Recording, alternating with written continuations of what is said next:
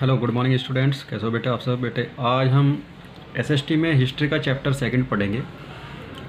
बच्चों, जिन बच्चों ने ये वीडियो पहले नहीं देखी थी या जिन्होंने पहले इसकी रीडिंग नहीं की थी, वो इस वीडियो के माध्यम से इस चैप्टर को दोबारा समझ लें।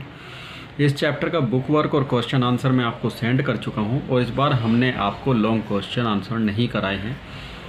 हाफ ईयरली के लिए हमने आपको शॉर्ट क्वेश्चन आंसर ही दिए हैं। चैप्टर का नाम है न्यू किंग्स एंड किंगडम, यानी कि नए राजा और उनके राज्य। The 17th century saw the emergence of many dynasties. One group of people who became important in this period were the Rajput. यानी कि 17वीं शताब्दी के अंदर अगर कोई सबसे ज़्यादा प्रसिद्ध होने वाली पार्टी है या सबसे प्रसिद्ध होने वाली जो जाति है वो राजपूत है। अ नेम ड्राइव्ड फ्रॉम राजपुत्र, और जो कि राजपुत्र के नाम से, जो राजपुत्र है इसका सही मायने है राजपूत, इसका एक आप कह सकते हैं कि तद्भव रूप है। तो सही शब्द होता है राजपुत्र, यानी कि राजा का पुत्र।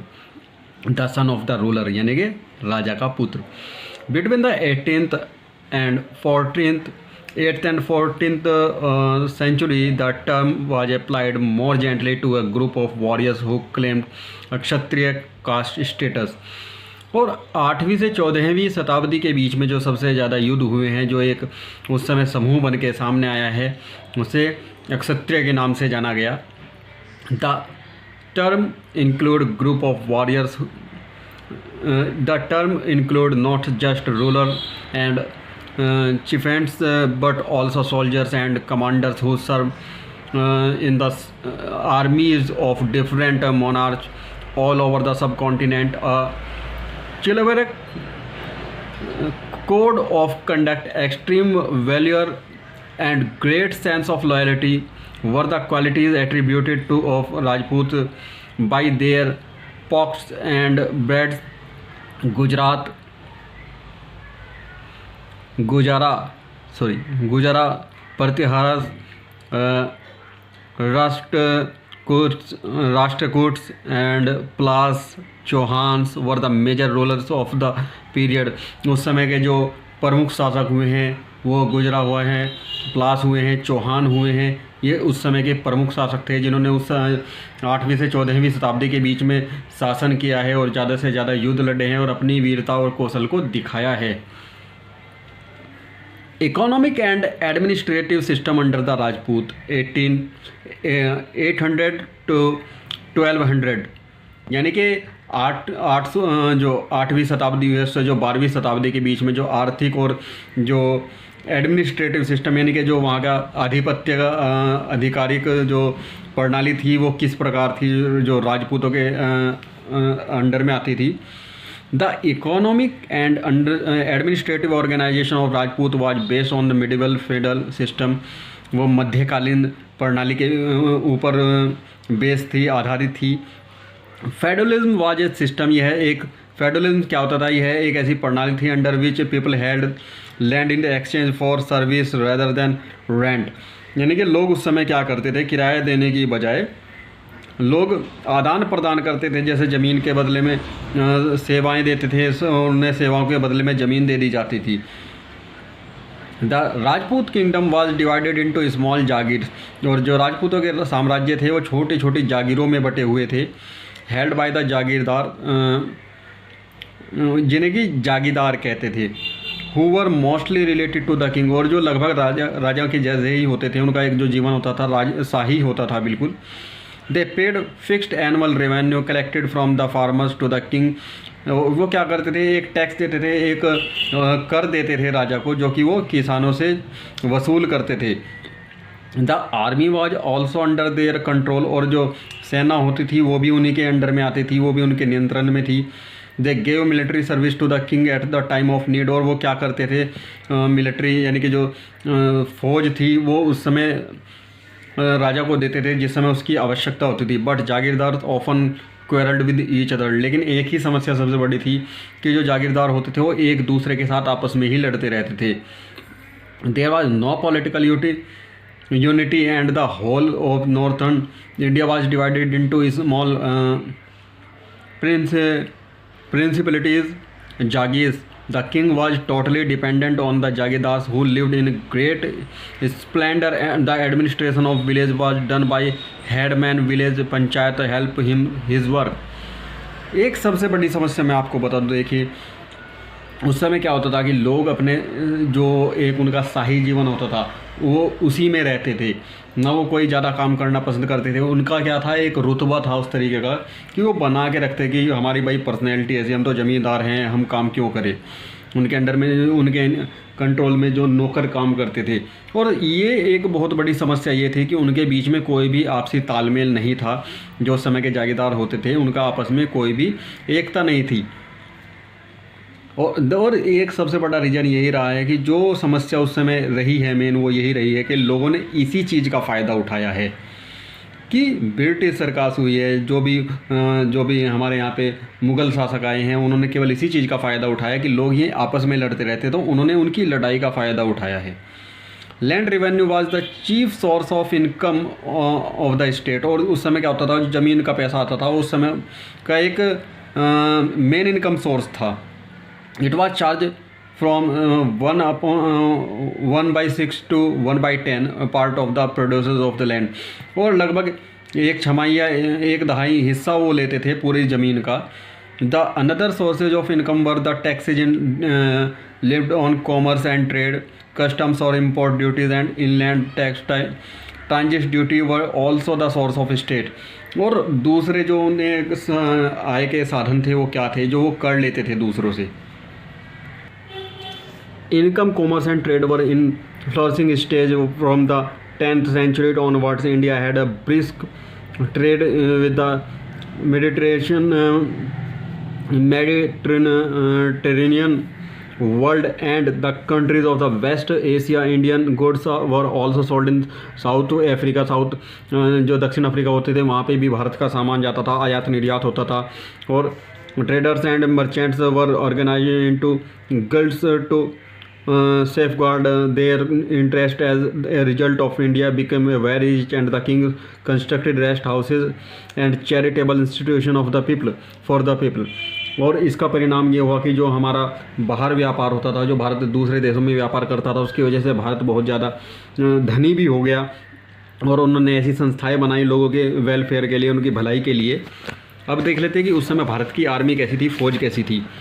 The Rajput army was composed of infantry, cavalry and some crops of elephants। Sometimes these elephants became a great source of the weakness rather than strength। उनके पास हाथी थे, घोड़े थे और उनकी फ़ौज में कभी कभी, लेकिन ये उनकी कमज़ोरी बन के सामने आती थी। क्योंकि ये क्या करते थे कि युद्ध के समय में अगर मान लिया एक बार हाथी बिगड़ गया तो वो दूसरों के लोग मारने की बजाय अपने ही लोग मार देता था, तो उसमें बहुत बड़ा नुकसान होता था। राजपूत सोसाइटी एंड कस्टम्स, ये केस सिस्टम क्या था, caste system. Caste system was the backbone of Rajput. ये है उनकी रीढ़ की हड्डी था कास्ट सिस्टम जो था, जातिवाद जो था। Out of the 4 main caste, उसमें 4 जातियों की जो उपजातियाँ थीं वो कौन कौन सी थी, वो थी ब्राह्मण। और उसके बाद ये क्या काम करते थे, ब्राह्मण उस समय शिक्षा देने का काम करते थे एज ए टीचर, वो टीचर का काम करते थे। कोर्ट पोएट्स, वो दरबारी कवि होते थे, बायोग्राफी लिखते थे, उनकी जीवनियाँ लिखते थे। The Vysya were also very rich, और जो उस समय वैश्य होते थे यानी कि जो बनिए होते थे वो बहुत धनी होते थे। Trade and commerce were in their hands, और जो उनके हाथ में होता था वो वाणिज्य का कार्य होता था, यानी कि जो भी बिजनेस से, व्यापार से रिलेटेड काम होता था वो बनियों के हाथ में होता था। और जो क्षत्रिय होते थे उनका काम सेना को हैंडल करना था, सेना को नियंत्रित करना था, उसका सदुपयोग करना था। They had high position and status in the society, और वो ऊंचे पद को प्राप्त करते थे उस समय समाज के अंदर। The idea of untouchability has gained ground.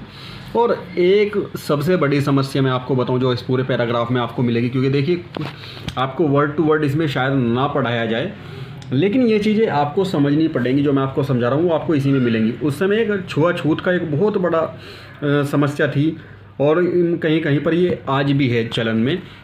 हालांकि जैसे जैसे लोग एजुकेटेड होते जा रहे हैं तो उनमें छुआछूत का ऐसा कोई विशेष अब नहीं रह गया है, लेकिन पहले ये बहुत था। कि अगर कोई नीची जाति का है तो लोग उसे छूने से डरते थे, अगर उसे वो बराबर से निकल जाए तो लोग नहाते थे। तो ये एक बहुत ही बड़ी समस्या थी। जो उस समय नौकर होते थे उन्हें बहुत ही घृणित दृष्टि से देखा जाता था, एक नीची दृष्टि से देखा जाता था। या कोई वाल्मीकि है तो उसे कोई पास खड़ा होना भी पसंद नहीं करता था। उस समय औरतों का क्या स्टेटस था, क्या उनका पद था उस समय? Women occupied a respectable position in the Rajput society. जो राजपूतों का एक समाज हुआ है उसमें औरत को एक विशेष सम्मान दिया गया था। A women could choose her husband in swayamvar. और उस समय स्वयंवर होते थे जिसमें लड़की अपने लिए पति को सिलेक्ट करती थी, चुनती थी। वुमेन गोट हायर एजुकेशन ऑल्सो। और उस समय औरतों को उच्च शिक्षा भी मिलती थी। They were brave, there was no flood system, widow remarriage was not allowed. और उस समय क्या था, एक सबसे बड़ी समस्या क्या थी कि यदि किसी स्त्री का पति उस समय मर जाता है तो उसका पुनर्विवाह का उस समय चलन नहीं था। Religion during the Rajput period Hinduism was revealed bye Shankaracharya, Ramanujan and other religious teachers. उस समय जो महान गणितज्ञ, महान जो आपके बड़े बड़े गणितज्ञ जो वैज्ञानिक हुए हैं, जैसे रामानुजम हुए हैं, वो बहुत बड़े गणितज्ञ हुए, शंकराचार्य हुए हैं, और दूसरे जो धार्मिक गुरु जिन्हें आप कह सकते हैं, और जो उत्तर दिशा में भारत के लोग रहते थे वो ज़्यादातर भगवान शिव और भगवान विष्णु की पूजा करते थे। और बहुत सारे हिंदुओं के ऐसे मंदिर बनाए गए उस समय में, और लोग अपने त्योहारों को, हिंदू अपने त्योहारों को मनाते थे, जैसे कि होली है, दिवाली है, दशहरा है। They began to read religious books. और उन्होंने उस समय जो धार्मिक पुस्तकें थी वो पढ़ना शुरू की, जैसे महाभारत है, रामायण है। और उससे क्या हुआ कि उससे एक धार्मिक काल का उदय हुआ। Literature and growth of Indian language. और उस समय जो पढ़ाई थी, जो उस समय साहित्य था, वो किस प्रकार का था? Rajput rulers patronage education, literature and many Indian language during this there period. उस समय बहुत भाषाओं का विकास हुआ, विकसित हुई हैं। Mass education was not provided, it was given only the people belonging to upper classes in the temples. और उस समय क्या होता था कि जो ऊंची जाति के लोग होते थे केवल उन्हें ही शिक्षा दी जाती थी। ये जो राजा के पुत्र थे केवल वो शिक्षा के अधिकारी थे, या जो अच्छे उच्च पदों पे प्रतिष्ठित लोग थे केवल उन्हें ही शिक्षा का अधिकार था। जो नीची जाति के लोग थे उन्हें शिक्षा का अधिकार नहीं होता था। और उस समय बहुत बड़े बड़े राजा हुए हैं, जैसे जो राजा भोज थे उन्होंने बहुत सारी किताबें लिखी हैं। जयदेव है, जयदेव उस समय के बहुत बड़े कवि हुए हैं, उन्होंने गीत गोविंद नाम से पुस्तक लिखी है। और ऐसे बहुत सारे, जैसे पृथ्वीराज के जो काल में एक उनका दरबारी था चंद्रबरदाई, उन्होंने पृथ्वीराज रासो लिखी है जो पृथ्वीराज के दरबार के कवि थे।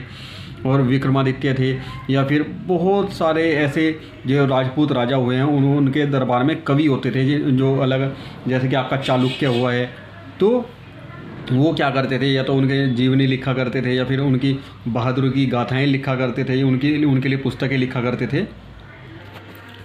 फिर आता है आर्ट एंड आर्किटेक्चर। उस समय के जो कला और कलाकृतियाँ किस प्रकार थी। The Rajput kings were great patrons of art. उस समय मतलब कला के और साहित्य के बहुत बड़े प्रेमी थे उस समय के जो राजा थे। जैसे आप देख सकते हैं कि फोर्ट ऑफ चित्तौड़, यानी चित्तौड़ का किला है, कलिंजर का, ग्वालियर का या रत्नाम्बोर का जो फेमस